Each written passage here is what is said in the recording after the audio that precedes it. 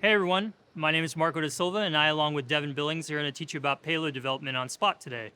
So this breakout session is organized into two parts. The first part is an overview of mechanical and electrical integration, with a little preview of the second part, which is focused on software integration of your payload. So Spot is a platform. It really only comes with the sensors that it needs to sense the terrain around it and locomote safely in a diverse set of environments, from chemical plants, offshore oil rigs, the woods. It really doesn't have anything outside of that.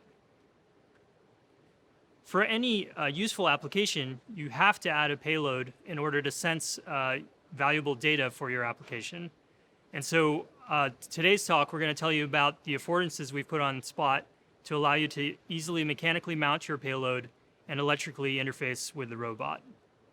So one of the amazing things that I've seen as we've launched Spot out into the world is all the success our customers have had in building their own payloads with Spot.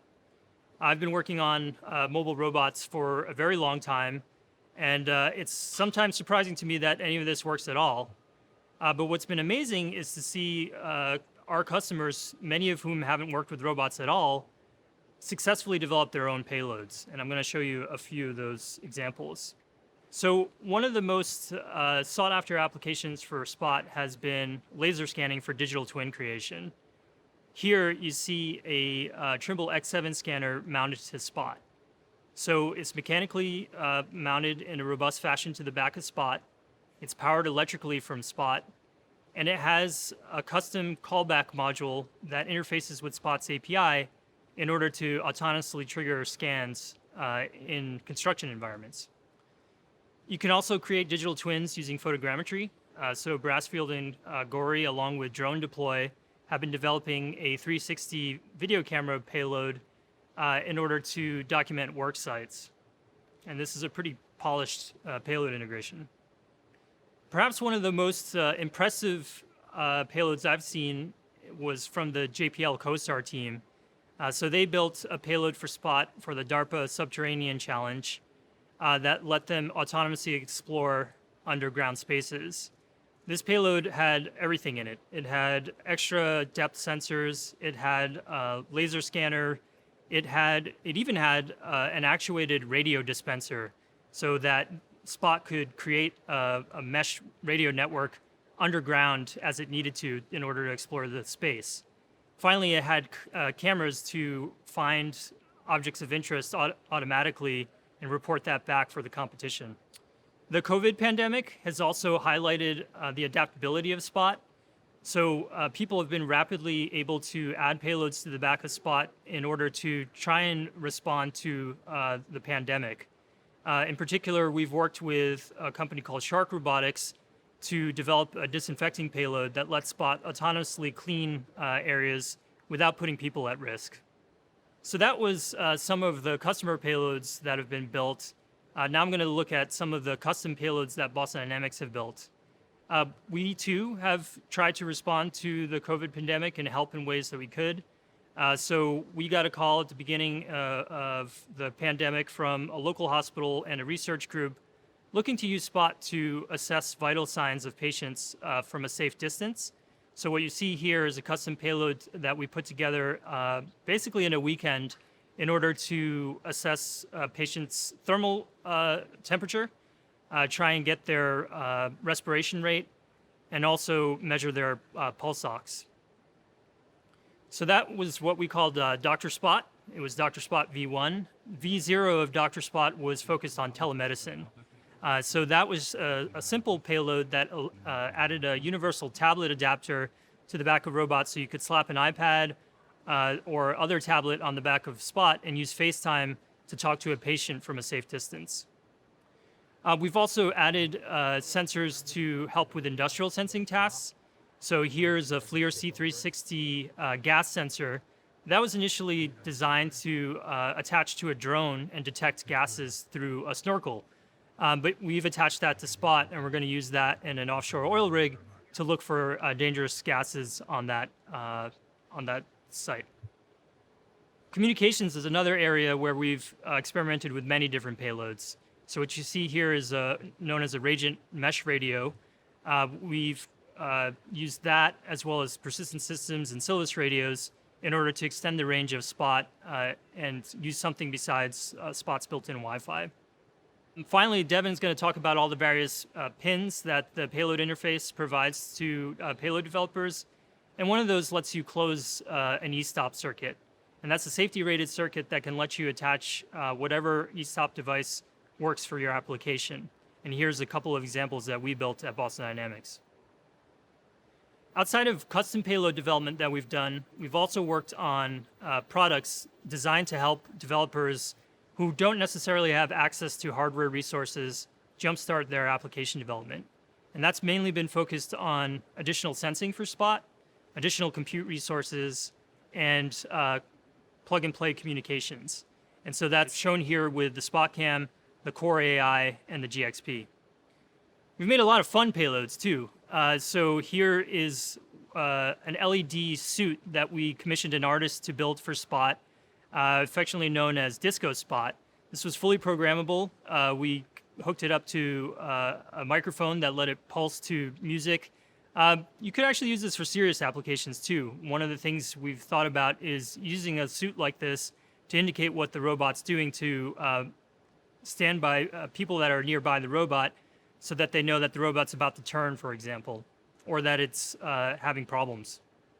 So this is Margarita Spot. We built a margarita maker payload for Spot in order to celebrate shipping our 100th robot.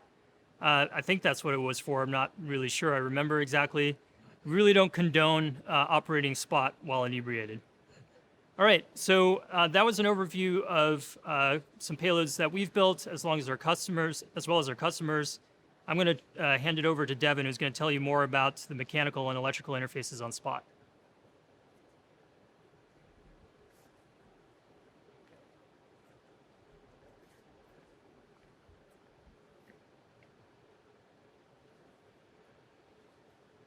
Hi, I'm Devin Billings. I'm an electrical engineer at Boston Dynamics and the co-inventor of the Margarita payload. I'm going to talk a little bit more today about how to develop your own payload hardware, and I'm going to start that off by talking about SpotCam. SpotCam is a great reference point for our payload discussion. Then we'll talk about mechanical considerations for your payload, things your payload needs to include to be robust to the world, to fit on the robot's back and mount to the robot. We'll talk about electrical interfaces. And finally, we'll talk about some of the payloads Boston Dynamics has made to jumpstart your application. So SpotCam is a very complete payload in that, as I said, it includes a processor, power regulation, and a lot of different peripheral devices, all encapsulated in one payload. Here you see a great application, and this is one of the first applications we saw for Spot, where if you want to do a visual inspection of a place and it's time-consuming or difficult to get to that place, or maybe even dangerous for humans to get to that place, Spot is a great way to get a sensor platform there. In this application, Spot is at the dig surface of a new tunnel being constructed in an area with a lot of seismic activity. So normally a civil engineer has to go to the dig surface and inspect this surface by eye themselves, and it's a very dangerous place for them to be. Spot with a SpotCam allows them to do that inspection from a remote location, which is a lot safer. So SpotCam has a 360-degree spherical camera. It has a 30x optical zoom, pan-tilt zoom camera. It's got bright illumination and two-way audio. It also has a USB stick that allows you to save images to the stick for easy consumption. So that's an example of a smart payload, but these are the contents of all smart payloads. And we think of a smart payload as a payload that communicates with the robot actively and interfaces to a bunch of sensors. So all smart payloads have power regulation because the robot presents unregulated power. They include a networkable computer that is capable of running a gRPC server. They include application hardware like sensors, wireless communications devices, or different peripherals. And they include some form of crash protection that we'll talk a little bit more about later. This shows Spot's payload areas, and you're looking at diagrams of Spot that highlight all the different places and ways you can put payloads on Spot's back. But we'll talk a little bit more about some of the nuances of how to actually orient your payloads and things to watch out for. The electrical interface for SPOT is a DB25 connector that presents power and communications. It presents 35 to 59 volt unregulated power, which is why you need to provide your own power regulation. And it has a gigabit Ethernet interface to the robot. So these are the things that your payload needs to include to do a networkable interface to the robot. It also includes pulse per second, which is a way of doing time synchronization with the robot. And it has a couple of safety interlocks which are very important. One of those interlocks is a payload power safety interlock, which means you have to basically short the correct two pins together in your payload in order for the robot to apply power to both payloads. And both payloads need to always be shorting those two pins together to apply power to both at the same time. If you remove a payload or cut the payload cable or don't have a payload cap installed, those pins will be opened and payload power will turn off. The other important safety interlock is a robot motor power safety interlock. This interlock can allow the payload to inhibit motor power to all of the actuators in the robot, which is what enables that e-stop payload Marco showed earlier. So your payload needs to also short these two pins in a robust way so that the robot can activate. So now I'm going to talk about some other payload considerations live on a real robot.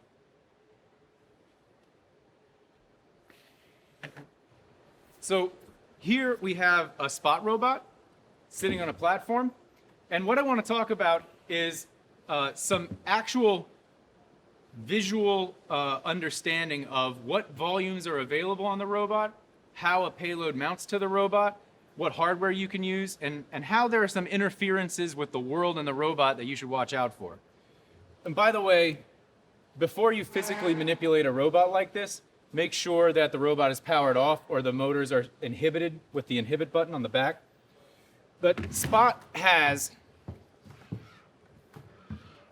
this payload rail system on the back of the robot to mount your payload. And you can see the whole back of the robot is available for payload mounting. It shows two electrical ports for payload support. And here you see one with a payload cable, the other with a payload cap. If you remove this cap, and these screws are already unscrewed, there is a gasket underneath the cap that creates a seal around this ridge to make sure that the DB25 connectors are sealed from water or other debris in the environment. And that's there on both the cable and the cap, and Boston Dynamics can provide both of those. With the rail system, you can see along these rails that all along the rails are available as mounting points for your payload. We have a T-slot nut system. So these rails are called T-slot mounting system, and there are these special nuts from a company called Masumi that we can provide as part of our payload rail mounting kit, or that you can source on your own. And the nuts slide into the rails and then can be slid into all the way down the payload rail to any location you want. And this is really flexible because as you're doing the mechanical design of your payload, you can create sturdy mounting points to the robot anywhere you need to along almost the entire back of the robot. So you have all this volume available to design your payload, but if you see how the leg is moving like this, the leg occupies some of that volume, and that's something to watch out for. So the limbs have these huge range of motion on the hips, and as you move the robot around, the legs can really move into some different, very interesting positions like this. You can see on a spot cam payload like this, we took care to make sure that the payload just perfectly provides just enough clearance so that the legs have complete freedom and range of motion without interfering with the payload. Now it's possible that your payload may need to infringe upon those volumes, and we can provide solid models and lots of documentation for exactly how and where you need to be careful. If your payload encroaches on that volume, it doesn't mean that the robot won't work, but you could have an interference with the limbs of the robot and your payload. And also, there are certain behaviors the robot may not be able to do anymore. the one I'm really thinking of is self-righting. And the robot has the ability to right itself if it falls over, like in a position like this. But in order to do that, it needs a lot of range of motion of the hips.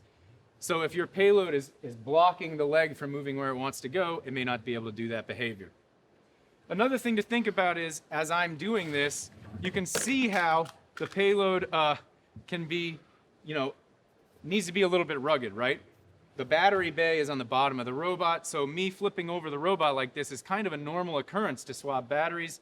And also, if the robot falls, it can fall, it needs to include, your payload needs to include some robust crash protection and mechanical engineering to withstand that kind of mechanical manipulation. To pull the battery, we remove it like that, and it also inserts like that. It's on the belly of the robot. So this is going to be a normal thing that happens to your payload.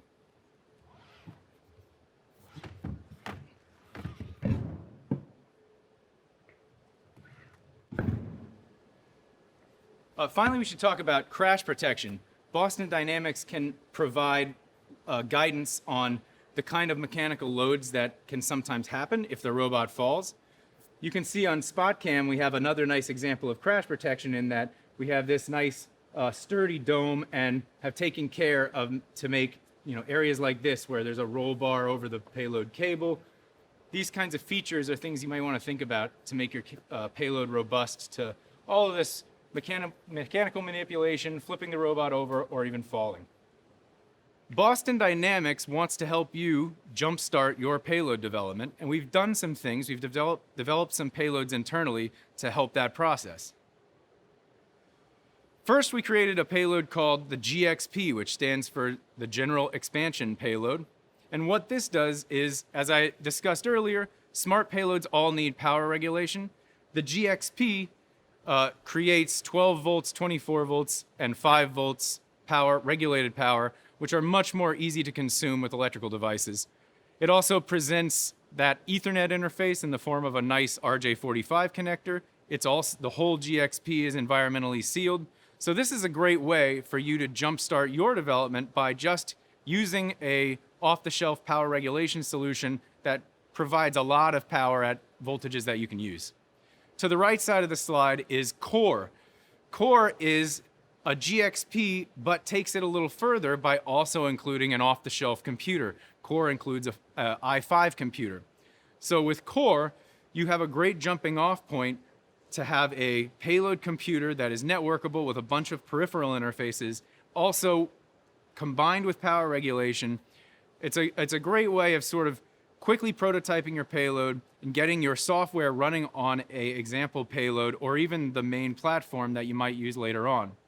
We have two other payloads that we developed to jumpstart applications. One's called the EAP, which stands for Enhanced Autonomy Payload. The EAP is a Spot core with a Velodyne VLP-16 LiDAR mounted on it and software to make use of it when we're doing auto walk missions. This payload's really useful because Spot has stereo cameras all around it that can see 3 or 4 meters away. But if you have an application where you want autonomous navigation in an area where you can't see anything for 3 or 4 meters, maybe it's a very wide, empty area, a LiDAR system like EAP is a great enhancement because it allows the robot to see much further. And on the right is a deep learning-based payload, Core AI. Core AI is a powerful Xeon computer, quad-core Xeon, combined over a PCIe by 16 interface with a very powerful NVIDIA P5000 GPU. And along with that, a bunch of peripherals that are great and easy to prototype with, like USB 3 and additional Ethernet interfaces. So with Core AI, you can really jumpstart a deep learning application with Spot with a powerful GPU located on the robot. Now I'm going to give the presentation back to Marco to talk more about software integration with your payload.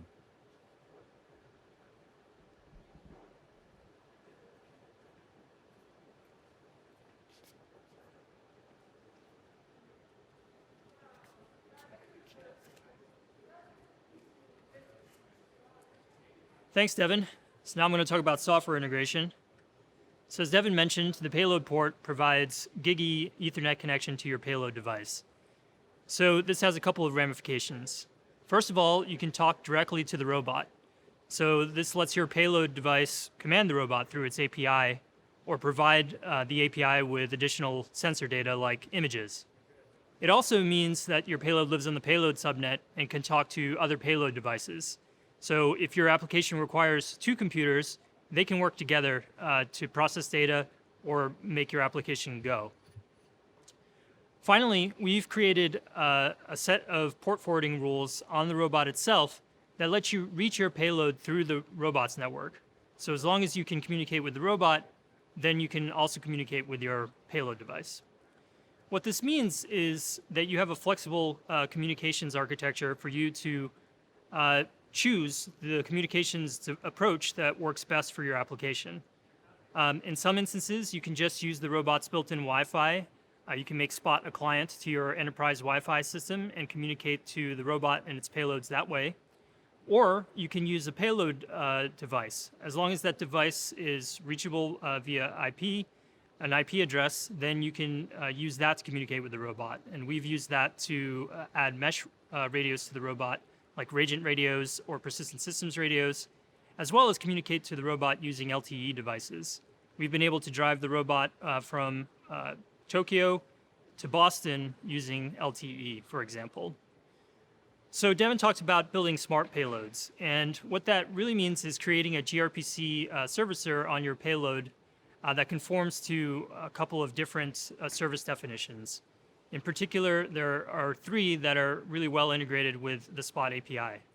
One is an image service. So this is any service that can produce an image output. So take a webcam and produce a JPEG image.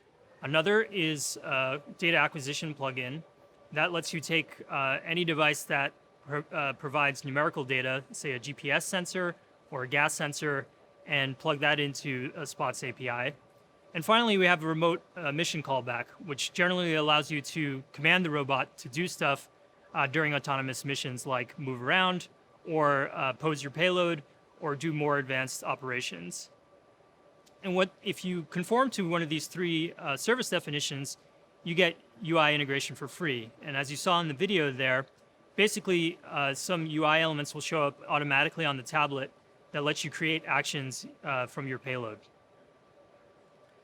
In addition, you get to see your data live on the tablet and integrate those actions during autonomous missions. So what you're seeing here is a video of creating an auto walk mission where you get a list of payload actions available so long as you conform to those smart service definitions.